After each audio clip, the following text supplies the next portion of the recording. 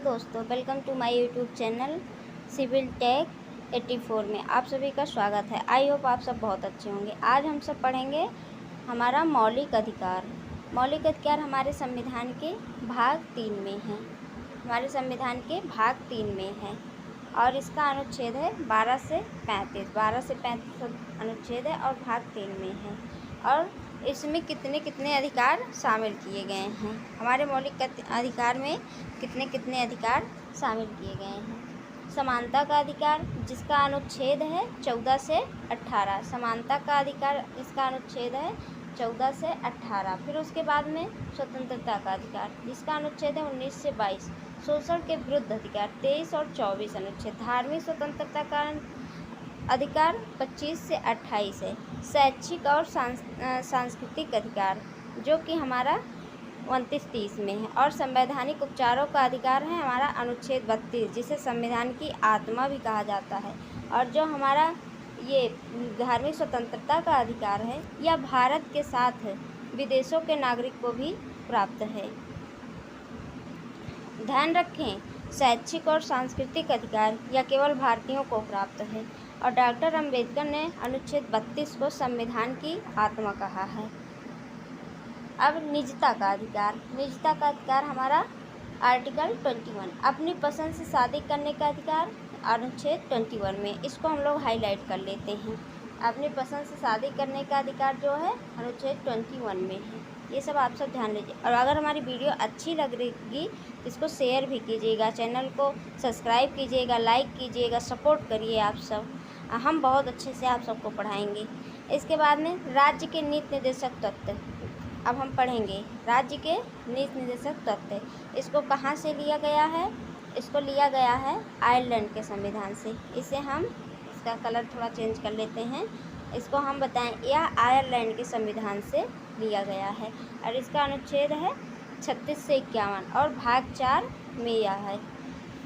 यह कल्याणकारी और सकारात्मक प्रकृति का है। इसको याद रखेंगे। जैसे हम कहीं लिख रहे हैं तो यह कल्याणकारी और सकारात्मक प्रकार का है। इसके बाद में भारतीय संविधान 37 निर्देशक तत्व के कार्यों के बारे में अवगत कराता है। जो भारत का संविधान हो वह 37 निर्देशक तत्वों के कार्यों के बारे में अवगत कराता है। और इसमें 3 प्रमुख हैं: समाजवादी सिद्धांत, गांधीवादी सिद्धांत और उदारवादी सिद्धांत। इसको हम हाईलाइट करेंगे। समाजवादी सिद्धांत, गांधीवादी सिद्धांत और उदारवादी सिद्धांत। इन सिद्धांतों को किसी न किसी न्यायालय द्वारा लागू किया जा सकते हैं। ये 3 सिद्धांत जो हैं हमारे, इसे किसी न किसी न्यायालय द्वारा लागू किया जा सकता है। इसके बाद में ये सिद्धांत देश में सामाजिक, आर्थिक, लोकतंत्र की व्यवस्था करते हैं। इसमें बहुत मोस्ट इम्पॉर्टेंट पॉइंट है, उसको ध्यान रखिएगा। यह सिद्धांत देश में सामाजिक, आर्थिक, लोकतंत्र की व्यवस्था करते हैं। इसके बाद में हमारा आ जाता है मौलिक कर्तव्य, फंडामेंटल ड्यूटीज हमारी। अब मौलिक कर्तव्य हमारे मूल संविधान में एक भी मौलिक कर्तव्य नहीं था। अगर आपसे कोई पूछे मूल संविधान में कितने मौलिक कर्तव्य हैं, नो, आंसर होगा नो, सिर्फ नो। उसके बाद में संविधान में मौलिक कर्तव्य के वर्तमान में 11 मौलिक कर्तव्य हैं और इसका अनुच्छेद है 51A। और यह 42वां संविधान संशोधन 1976 द्वारा जोड़ा गया था। इसे मिनी कॉन्स्टिट्यूशन भी कहा जाता है, मतलब लघु संविधान भी कहा जाता है 42वां संविधान संशोधन को। सरदार स्वर्ण सिंह की सिफारिश पर ही मौलिक कर्तव्य को जोड़ा गया। सरदार स्वर्ण सिंह की सिफारिश पर ही मौलिक कर्तव्य को जोड़ा गया। भारतीय के लिए, विदेशियों के लिए नहीं है और यह वैधानिक नहीं है। इसे किसी विधान द्वारा लागू नहीं किया जा सकता कि किसी कोर्ट द्वारा इसे ज़बरदस्ती लागू कराया जा सकता है। यह हमारी ड्यूटीज है, हमको करना पड़ेगा। इसके बाद में भारतीय के लिए, विदेशियों के लिए या नहीं है, हो गया। फिर हम मौलिक कर्तव्य, हम अपने मौलिक कर्तव्य देखेंगे।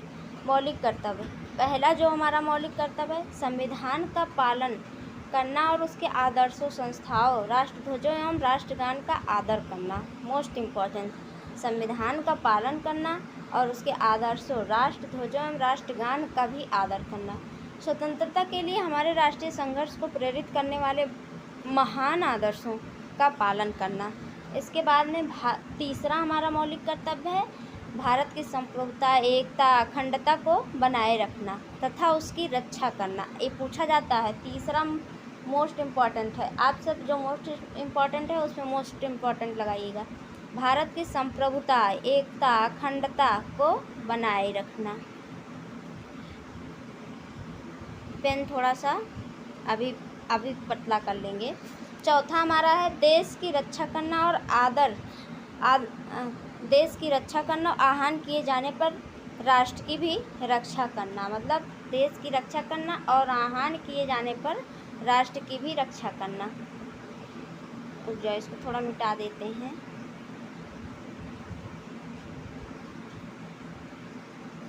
इट्स ओके, कोई बात नहीं।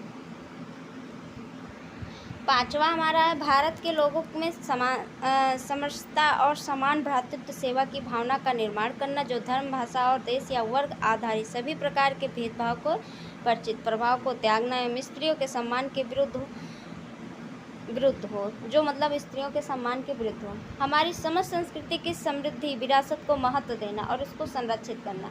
वनों, झीलों, नदियों, वन्य जीवों जीवन सहित प्राकृतिक पर्यावरण की रक्षा एवं सुधार करना और परिमात्र के लिए दया करना। इसके बाद में आठवां हमारा मानवतावाद, वैज्ञानिक दृष्टिकोण तथा ज्ञानार्जन एवं सुधार की भावना का विकास करना। नवा हमारा मौलिक कर्तव्य सार्वजनिक संपत्ति सुरक्षा करना एवं हिंसा से दूर रहना। मोस्ट इम्पॉर्टेंट, यह भी एक मोस्ट इम्पॉर्टेंट नवा हमारा मौलिक कर्तव्य है, सार्वजनिक संपत्ति की सुरक्षा करना एवं हिंसा से दूर रहना। इसके बाद में 10वां हमारा मौलिक कर्तव्य है व्यक्तिगत और सामूहिक गतिविधि के सभी क्षेत्रों में उत्कृष्टता के लिए प्रयास करना और ताकि राष्ट्र लगातार उच्च स्तर की उपलब्धि हासिल। और जो हमारा 11वां मौलिक कर्तव्य है, इसको हम 86वें संविधान संशोधन द्वारा सन 2002 में जोड़ा गया। या 6 से 14 वर्ष की आयु वाले बालकों को शिक्षा के अवसर उपलब्ध कराता है और फिर हमारा आ जाएगा धर्मनिरपेक्ष राज्य। अब यहाँ से हम कल पढ़ेंगे, धर्मनिरपेक्ष राज्य से हम कल पढ़ेंगे इतना। अब हमारा आप सबसे एक क्वेश्चन है, आप सब बताइएगा कि भारतीय संविधान में मूल अधिकार को कहाँ से लिया गया है? मूल अधिकार को कहाँ से लिया गया है? थोड़ा माफ़ कीजिएगा, लेट होता है, अभी हमारे पास व्यवस्था उतनी नहीं है। वीडियो अगर पसंद आया होगा वीडियो को लाइक कीजिएगा, चैनल को सब्सक्राइब कीजिएगा, शेयर कीजिएगा, सपोर्ट किया, कमेंट कीजिएगा कैसा लगा video. Thank you, thanks for watching. जय हिंद, जय भारत।